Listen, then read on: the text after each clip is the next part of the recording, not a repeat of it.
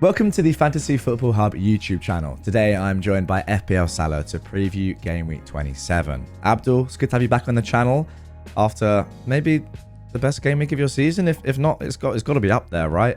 98 points. What a week.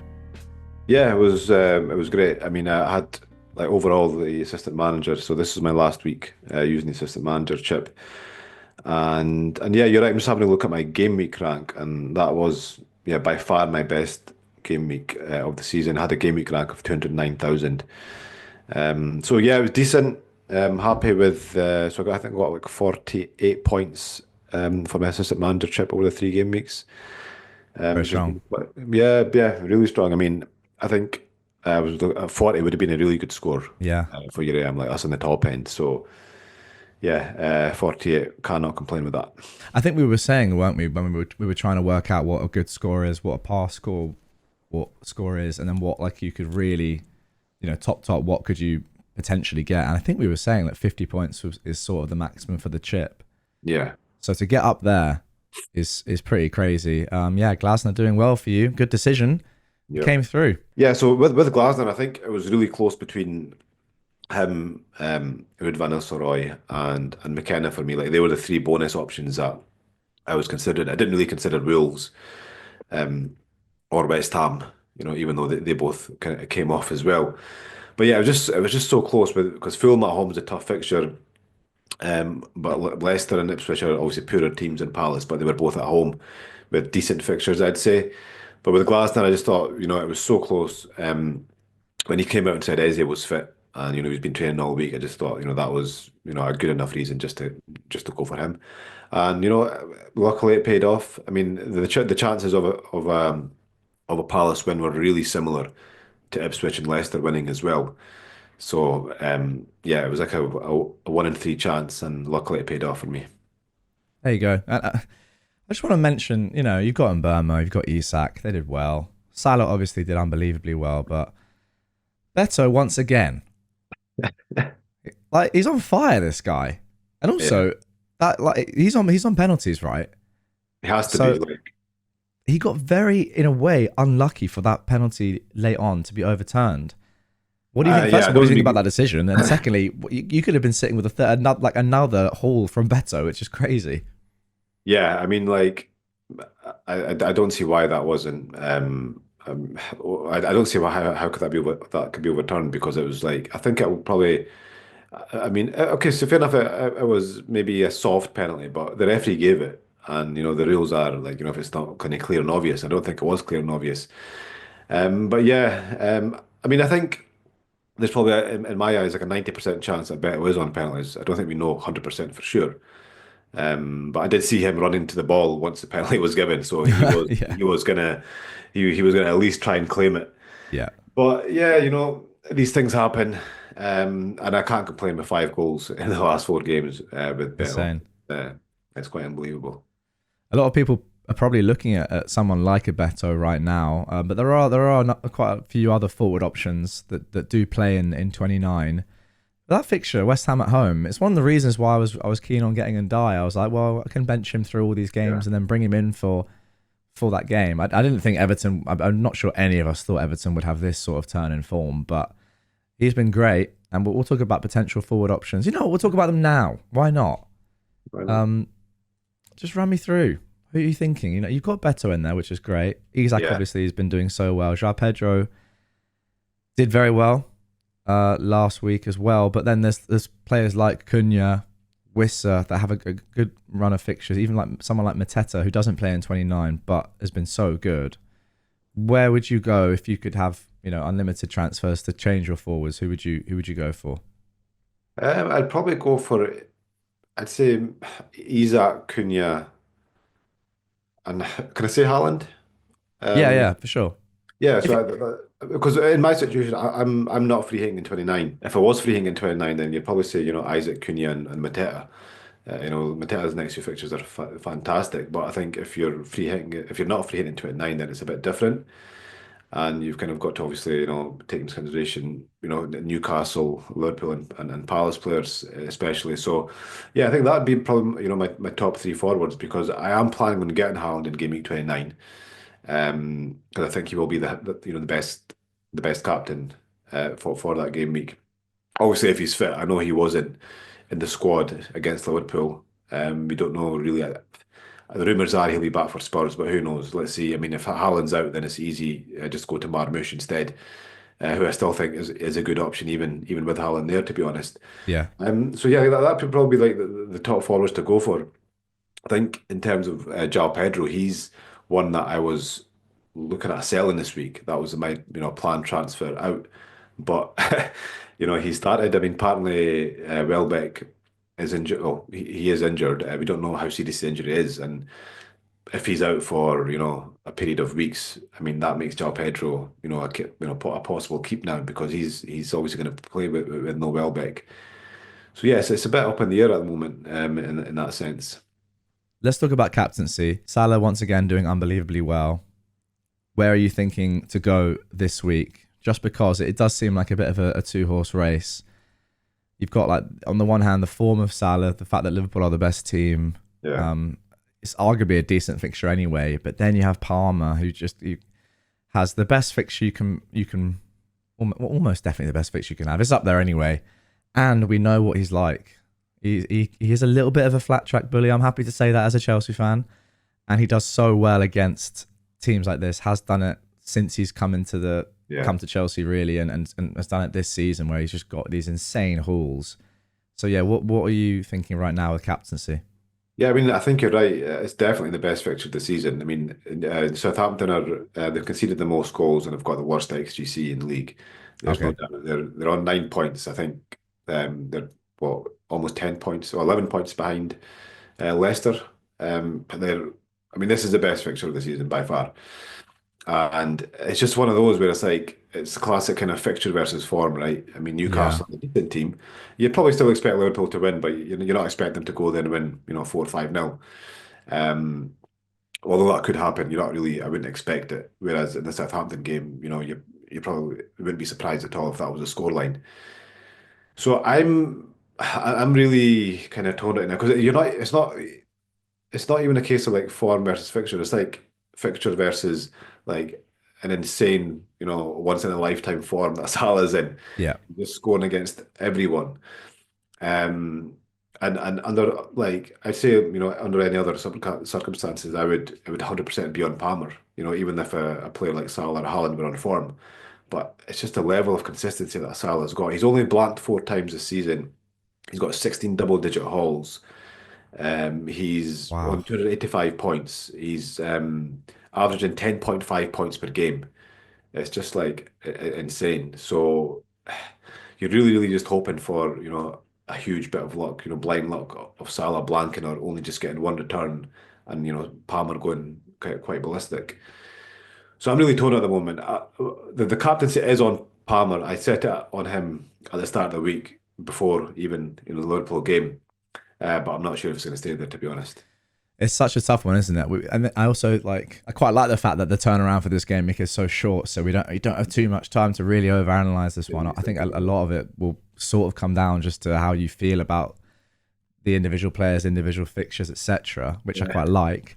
You were so right though. Like I couldn't agree more. If it was just purely fixtures versus form, I think you would go Palmer. But it's yes, it's a fixture versus form, but also the fixture.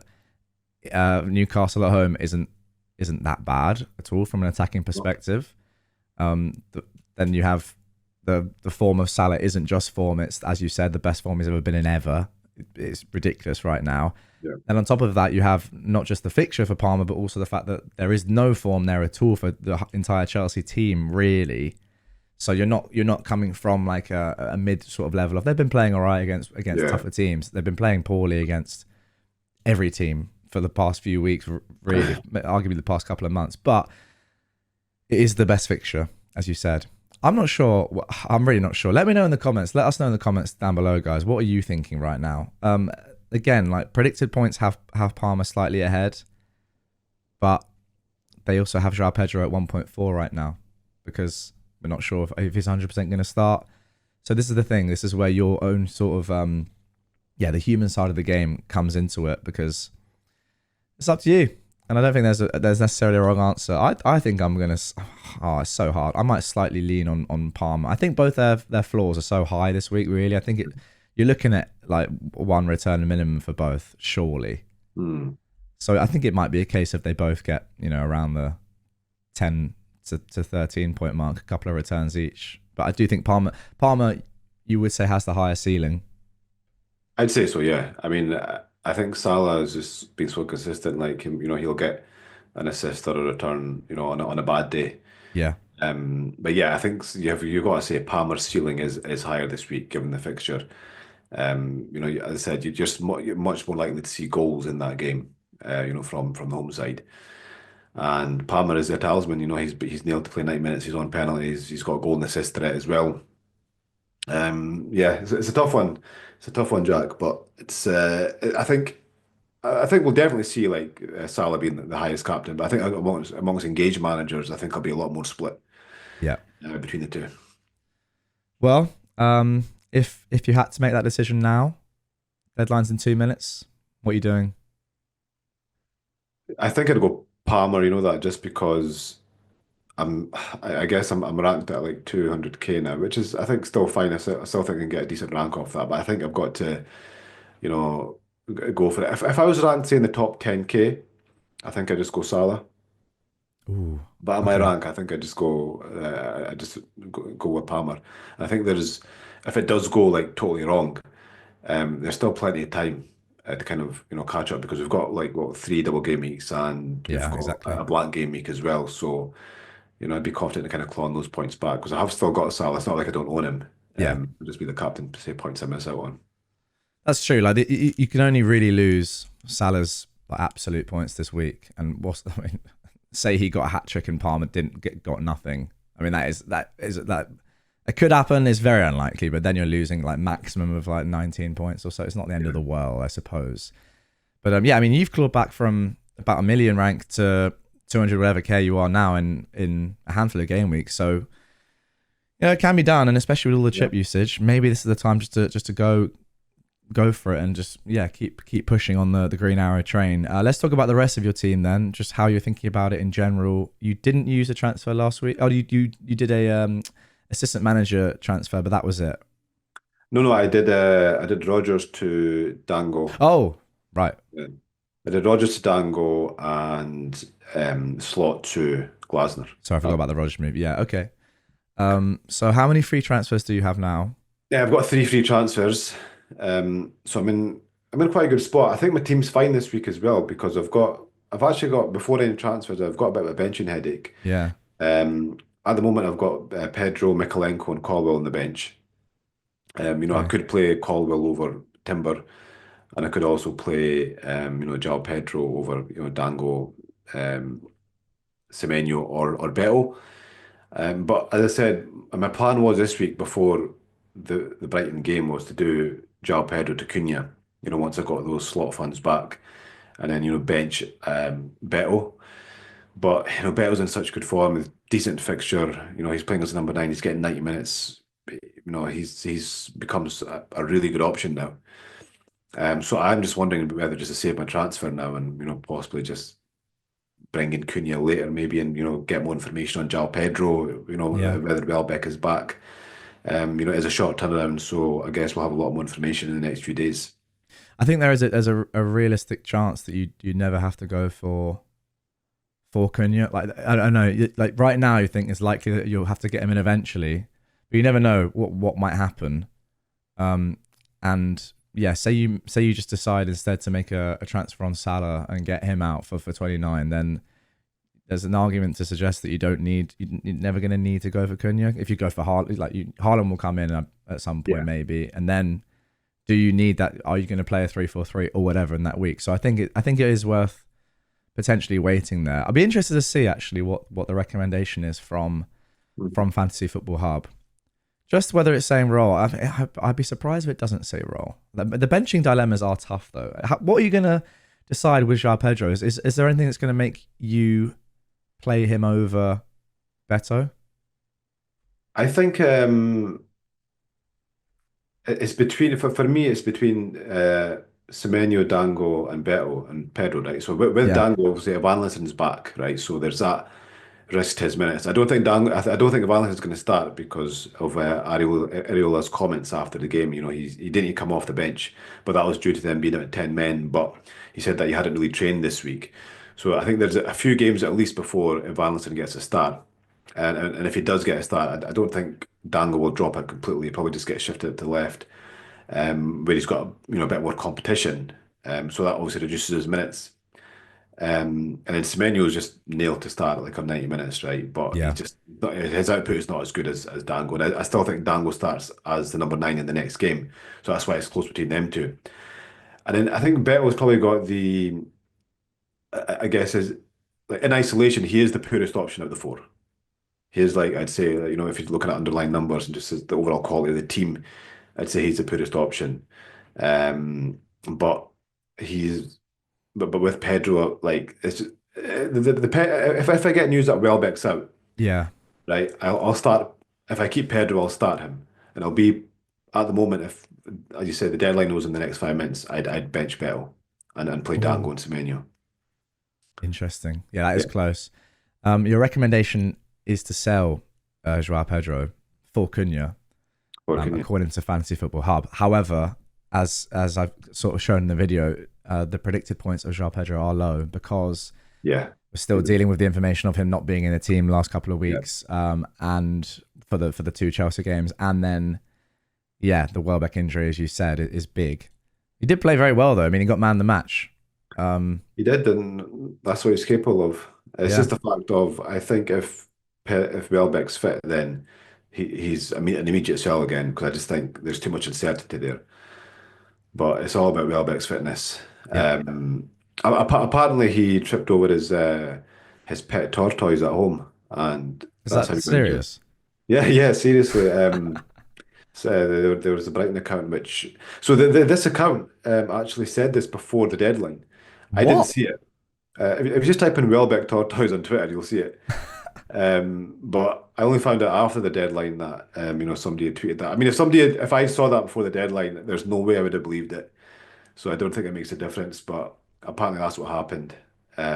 So which kind of makes me think if that is the case, then I don't know how serious it is. I mean, like if he's serious enough to be out for that game, then he might be out for longer.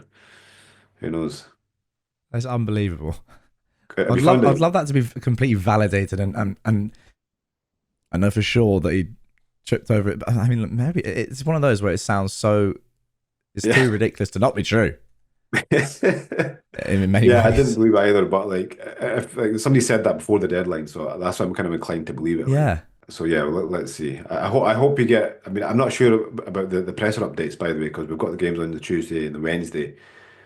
We might Mm. get. I mean, today's Monday afternoon. We might get some pressers today, and we might get some tomorrow, but we don't. I don't know which ones yet, so we don't know if we're actually even going to get a Brighton update. Okay, so I think that is going to do it for this video. There's a lot more that we could discuss, I suppose, in terms of Game Week 29, your plans for that. But given that you're almost definitely going to roll and there's no pressing issues with your team, I think we can probably leave that discussion till we have more information next week. Yeah. So it sounds like you have 4 free transfers next week as well.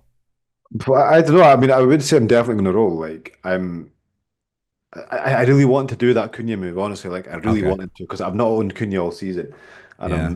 I know he's going to do well, but I don't know if I can kind of justify it now if Pedro's fit. So, kind of hoping Welbeck's back and I can just get forced into that move. But if he's not, then even if Welbeck's out, I'm still not ruling out that transfer. But I think right now, if I do get that news, yeah, I'll probably keep and save the 4 free transfers next week.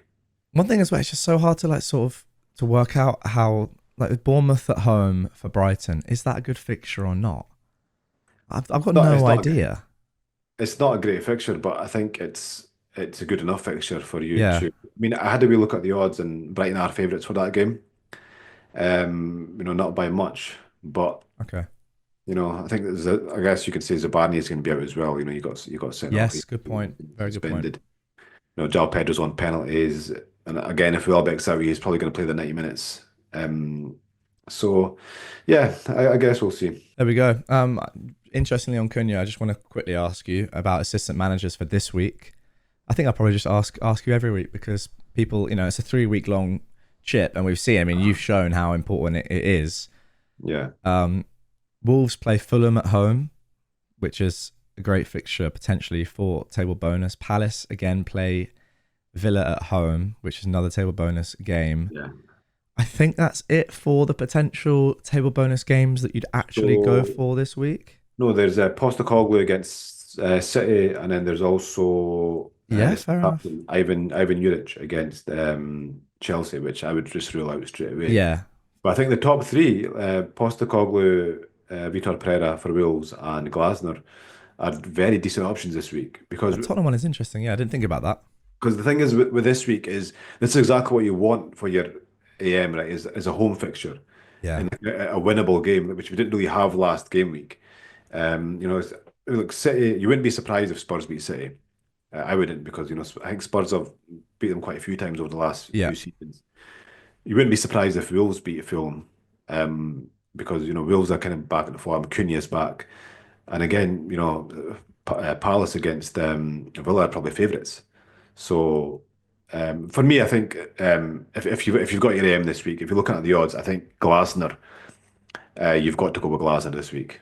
Villa Yeah. haven't been great away from home. If you look at their kind of Villa's away form versus their home form, it's a stark difference. Not been good at good away. And Palace are obviously they just beat Fulham away last week in a good bit of form. And yeah, that's probably the one I'd go for. But then after that, for me, it'd be quite close between Postecoglou and Vitor Pereira. Okay. Good stuff. Thank you very much, guys. Hope you enjoyed that one. If you did, make sure to drop a like on this video and subscribe to the channel. Let us know what you're doing down below with your team, especially with captaincy. I think it might go down to the wire for quite a lot of us. So very interested to hear your thoughts. Abdul, thank you very much, mate, as always. Thank you. And we will catch you guys on the next one.